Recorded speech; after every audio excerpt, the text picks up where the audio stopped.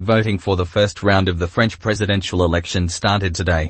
Emmanuel Macron is fighting to retain his presidency after a last-minute surge in popularity for the far right.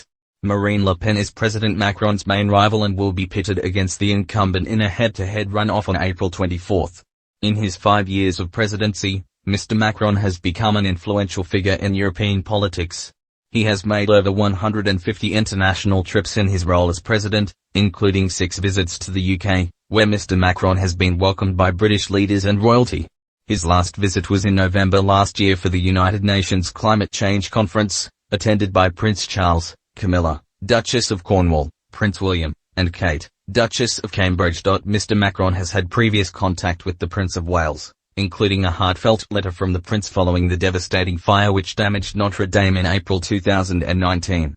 However, while the Prince of Wales' motive was sincere, Twitter users quickly criticized the royal for a supposed mistake. Within the letter to Mr. Macron, Charles repeatedly used the word ending eyes instead of the more commonly used eyes for words such as realize and agonize. This is thought to be the American spelling. One user wrote, "Wait, what? A British user's realize not realize? Are you an American or the future king?" While the user thought it was a mistake, the prince's choice of spelling is in fact commonly used by the heir to the throne. Moreover, the use of the letter Z originates from the 15th century in England rather than the commonly held belief that it is, in fact, an American way of spelling. The letter from the royal read in part, "My wife and I were utterly heartbroken to learn of the terrible fire at Notre Dame Cathedral this evening and wanted to let you know immediately how much we were thinking of yourself and the French people at this most agonizing of times, and of the emergency services who are so bravely tackling the blaze." At the time, Mr. Macron vowed that the damaged parts of the cathedral would be rebuilt to be even more beautiful.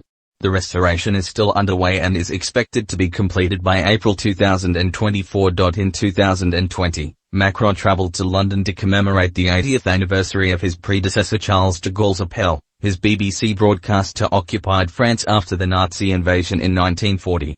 He was hosted by Charles and Camilla at their home, Clarence House. He joined Charles for a ceremonial inspection of the Guards of Honor, before heading to a monument of General de Gaulle in central London to lay wreaths and pay their tribute not just to the French resistance but also to the royal family's efforts during World War II. Both Mr. Macron and Charles have been outspoken on Russia's ongoing invasion of Ukraine, which began on February 24.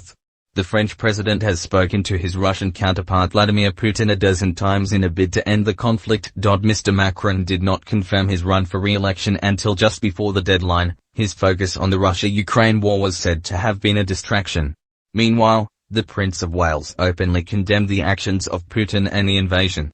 Last month, the royal described Russia's invasion as a brutal aggression. He compared the conflict in Ukraine to the murder of the MP Sir David Ames, saying that he had stood for democracy and freedom. This was an unprecedented move for the prince, as